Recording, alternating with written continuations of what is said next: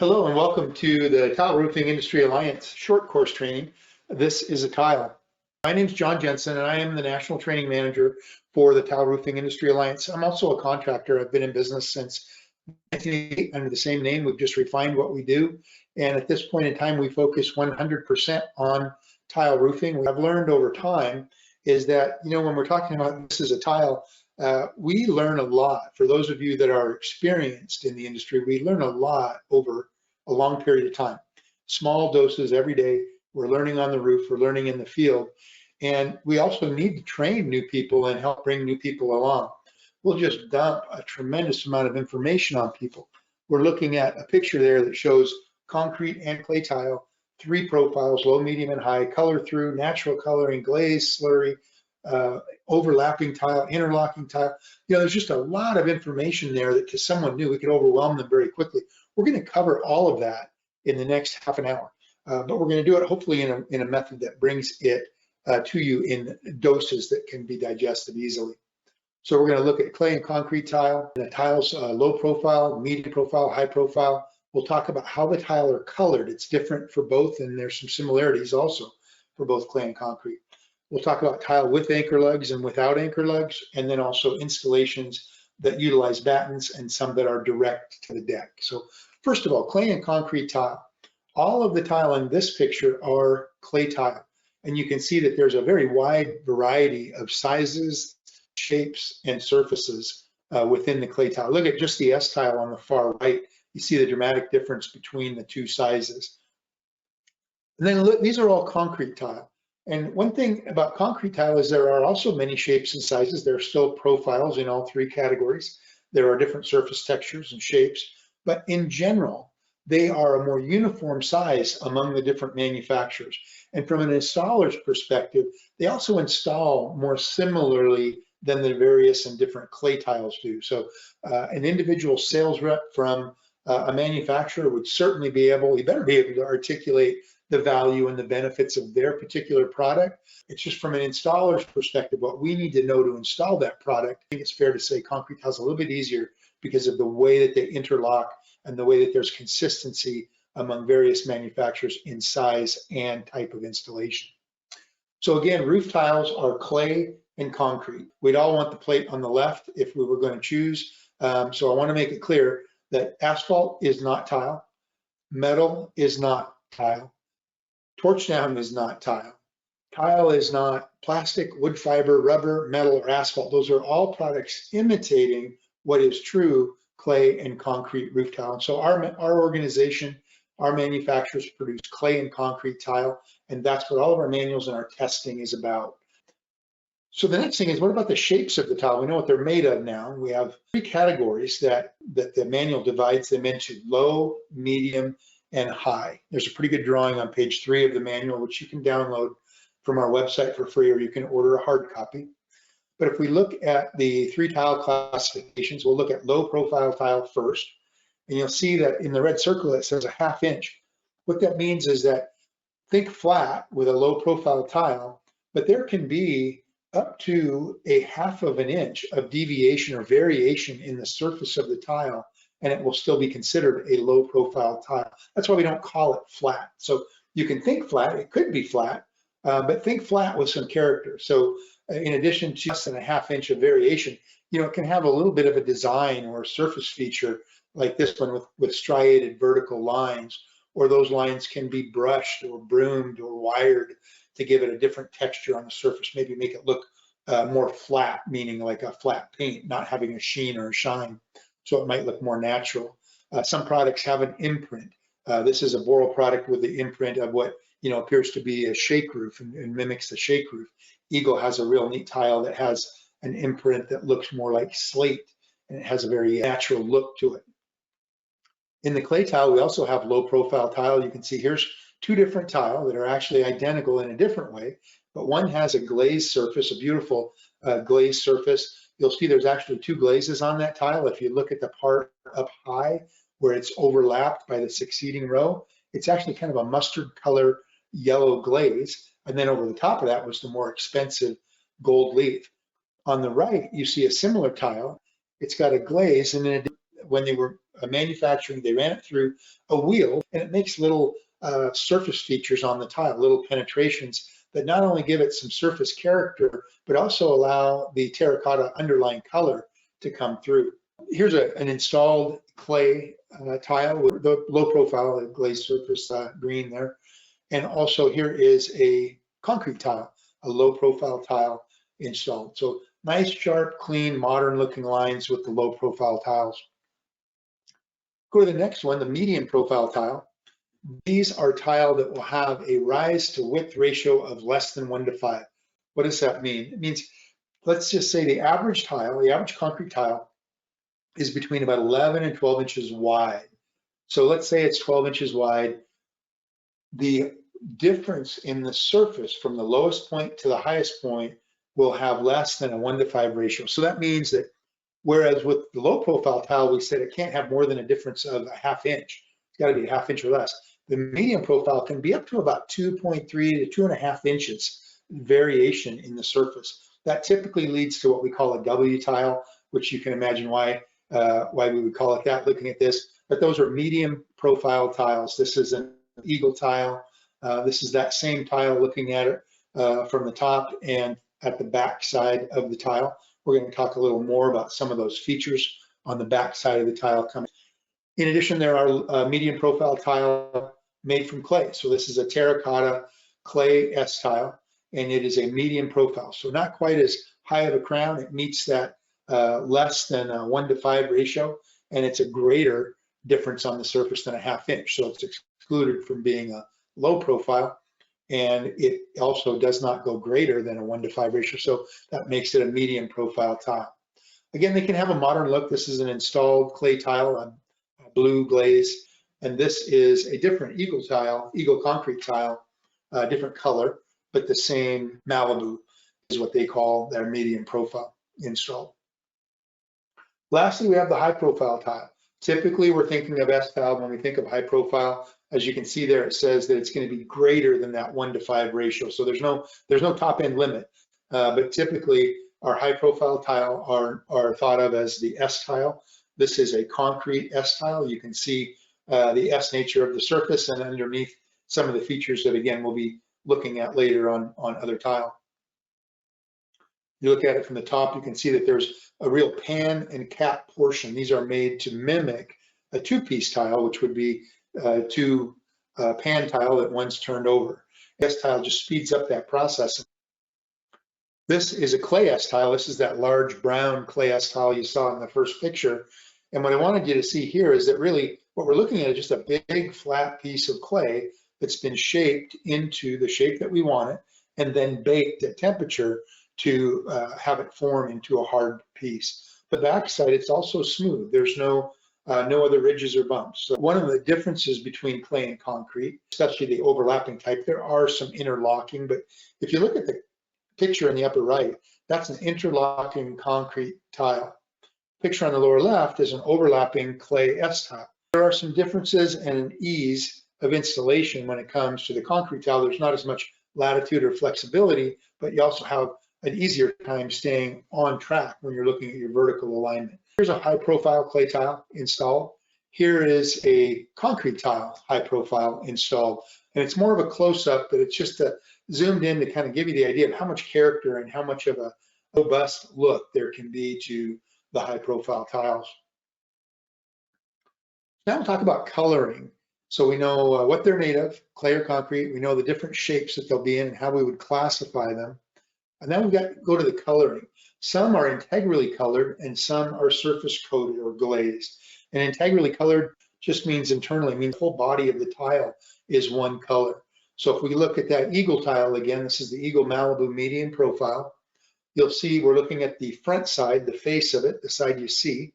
And then I've got the same tile is flipped over in a different picture and we're looking at the back. You can see that that tile is brown on the front and brown on the back. It's brown all the way through. If you would see that in the middle of it, it is also brown. You can see where some of the color has come through on the back side of the tile, but the primary amount of the flavoring, the color that's put on there for accent is done as it's coming through the machine and being extruded, and it's kind of pressed into or impregnated into the surface of the tile. So it's a color through tile. The surface coloration is permanent. It's a part of the body of the tile. It's not painted on, or it is a permanent part of the body of the tile. This is the totally opposite of that. This is an older tile, but it's still done the same way. You'll see a slurry coated tile primarily in warmer climates, so where we don't have a lot of freeze and thaw. So these are gray Portland cement tile. That's the same tile, left and right. You're looking at the front and the back, extruded under pressure in a mold, and then they are slurry coated as they're going through that process toward the end. So this tile had a solid slurry coating of a kind of a mustard terracotta color, and then on top of that, it had a flash color put over the top of that. Clay tile similarly have an integral way to be colored and also a surface coloring. Here are two natural clay or terracotta tiles. Terracotta is Italian for baked earth or cooked earth from Latin. And really, if you've ever been, if you have the chance to go to a clay tile manufacturing plant, we've been to the Ludowici and MCA down in Corona, California. Ludowici is in Ohio. They are located where they're at because they sit on top of a lot of clay in the area. And you literally can see the trucks digging it out of the ground and driving it over to the plant. It's very similar to the color that you see there. They can refine it and adjust the colors a little bit, but the terracotta colors are, again, all the way through the tile. If you cut it, you will see the same color in the body of the tile that you see there on the surface. This is an example of a job up in Albuquerque done by National Roofing a couple of years ago, and you can see the variation. This is intentionally done. They've mixed up different clay colors so you get a variety and then blend them. So that's going to be a real beautiful roof when it goes down. But all of those colors are natural clay colors that have come out of the ground. We can take those same tile though and put a glaze or a surface coating on. And this is the same two tile that we had looked at earlier, but in this case, I've gone ahead and flipped them over so you can see the backside. They are just like the previous tile you saw on the job in Albuquerque. They are terracotta colored clay tile, and the surface features and coloring are glazed on. The glaze on clay tile is more permanent than the slurry coating on concrete tile, and that is represented by the fact that there are warranties from some of the manufacturers on that glazing. We know how it will perform regardless of the environment. And some of them are fantastic. This is the New York Life building. That's what that gold tile went on. The New York Life building in downtown New York City is just a fantastic piece of art, architectural and craftsmanship in the middle of the city. So now we know what they're made of, how they're shaped, how they're colored, and now let's start looking at some of the features on the tile. And the primary feature that differentiates tile into two categories is whether or not they have anchor lugs. First, we'll look at tile with anchor lugs, and there are additional features. Usually on tile that have anchor lugs, there are also different features. So the anchor lugs are there to engage the batten. So let's take a look. We're using that eagle tile as kind of our model today. We're looking at the front or the face of the tile. The top is at the top of the picture. That's what we would refer to as the upslope side. The bottom is down at the bottom, and that's the downslope side. Take a look at this tile a little closer. You'll see that there are pre-punched fastener holes up in the top part of the tile. Interestingly enough, though, they're not punched all the way through the tile. Why would we have these three pre-punched holes? And they're not all the way through. The reason is if we don't use them, we don't have a hole in the tile in a place where we don't need one, and we can very easily push a nail through those holes. But again, why would we want the three? The reason is that if we end up having to cut that top to start out at a sidewall or finish at a gable end, when we separate them, we've still got a pre-punched hole in each tile. We don't have to drill a hole in either of those tiles. We're going to be able to fasten it, wire tie it, screw it, nail it, whatever we do without putting a drill to the concrete. And again, you can put even a copper nail will push through that pre-punched hole in the concrete tile. So let's take a look at the back side of this tile. Now I've taken the tile and I've flipped it on its face. This is the same tile we were just looking at. You'll notice there is the kind of the blowout, just like you would see on slate when you punch a nail hole. You'll see a little bit of a blowout there on the back side. That's the same location as the front side of that tile where I just put the nail in. And it's obviously on opposite because you're looking at the back side. Right where that nail hole is, the other two are in that same line, and that's where a batten would go. That's where the batten would rest on the back side of the tile, and the lugs would hook on that. So let's flip the tile back upright. So there's that same blowout on the back where we push the nail through. That's where the batten's going to go. Now let's take a look at a cross section, kind of a drawing of that. You can see where the location of the batten is. That's the white box with the X in it. And the fastener is right through the tile and into the batten. When the battens are installed, they're part of the deck. And the lugs, the bumps on the upslope side of the tile, are resting or hooking on the batten. So in some situations, not in the perimeter zone, not in a high wind area, but in some situations like Pacific Northwest, where we don't have real high winds, we're actually able to install interlocking tile on battens without putting fasteners out in those field areas that are not perimeter or in a high wind zone. Let's take a look at a different feature down toward the bottom of the tile now. That's what we would call the weather checks. Again, we'll look at the back side of the tile first. You'll notice that in that whole area, it's not smooth like the middle part of the tile. First, let's look at the two main weather checks, and those are in the pan part of the tile. We flip that over and look at it when it's nested on another tile. You'll see that those weather checks, they extend down into that pan, and they're there, for aesthetics to make the tile appear like they're a true, say, S tile or a tile that's nesting within each other, but also wind-driven rain and weather issues, that is going to help block that water from being blown back up underneath, when during a storm, there'll be a good stream of water running down the trough of that tile. So that's right where those weather checks are. Those are the larger two bumps that you see when we look at the back side of the tile. In addition to that, just upslope of those two main weather checks, notice how that rib just to the left of the yellow line runs completely across the bottom of the tile. So we also call that a weather check. And in wind tunnel testing, as the wind tries to blow in, it kind of creates a vortex and a swirl, but it also gives us a place where we put our eave riser metal. So when we are getting ready to start our layout and we're determining where that first row is going to go and where that first eave riser metal detail is going to go, it's going to fit in between that, the weather checks, and that go right into that slot. There's a look at it from the side. And that eave riser metal will go up and fit right into that slot in between the main weather check and that little rib on the tile. And most all concrete tile have some level of weather checks that look similar to that, where you'll install your eave riser metal.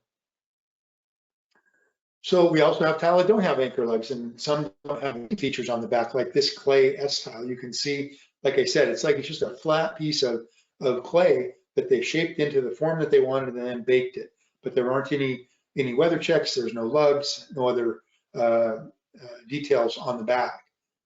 Now this low profile tile, this is the gold tile.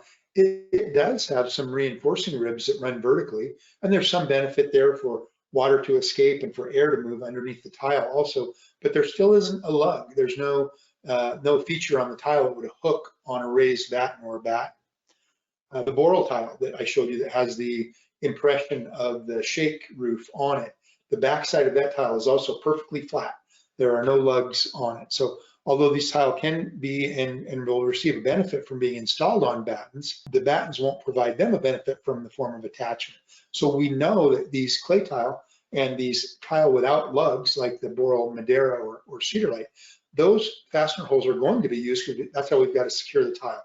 And also clay doesn't take to punching through, a partially punched out hole like the concrete does. It's a little more like glass, it's fired and baked, and it's a little more like glass, not fragile necessarily like glass, but it will not take to just punching a hole through it. So those holes in the clay tile and the tile that are going to be required to be mechanically fastened or wire tied are going to have pre-punched holes all the way through the tile. And again, if you look at the back side, that's the back side of that brown big S tile. There's no lug, there's no weather check. It's just a smooth piece of clay that's been molded into a shape. We'll treat it a little bit differently at the eave also, where we were just showing you the detail of the eave riser metal. Clay tile is typically going to have a matching clay bird block. That's more of what you'll see with a medium or high profile clay tile at the eave. These installations, if we're using battens or whether we're going direct to the deck, they're going to look a little bit different when we arrive. There you can see what a typical concrete tile installation, a tile using lugs, would look like. The battens are fastened and laid out in a way that will receive the tile and leave it in a way up on the roof that we try to avoid short courses, and we want even increments going up the roof. We'll be able to load that roof. You can see right up at the peak, the batten at the base of the ridge nailer board. There will be enough of a gap in between that batten and that ridge nailer board for the lug to fit into and be secure. There's a variety of different battens. We won't go into them too much today, but there are a variety of different battens that we'll look at on the next session. This is a Boral elevated batten system. This is an Eagle arched batten system. Both of those systems allow moisture and air to move underneath the tile. And again, we'll talk a little more about the benefits of that on the next session. But you can also install lug tile direct to the deck, just like you can install and have benefits installing tile without lugs on a batten. There are some advantages to installing a lug tile direct to the deck. One thing, we don't have that horizontal batten blocking the water flow.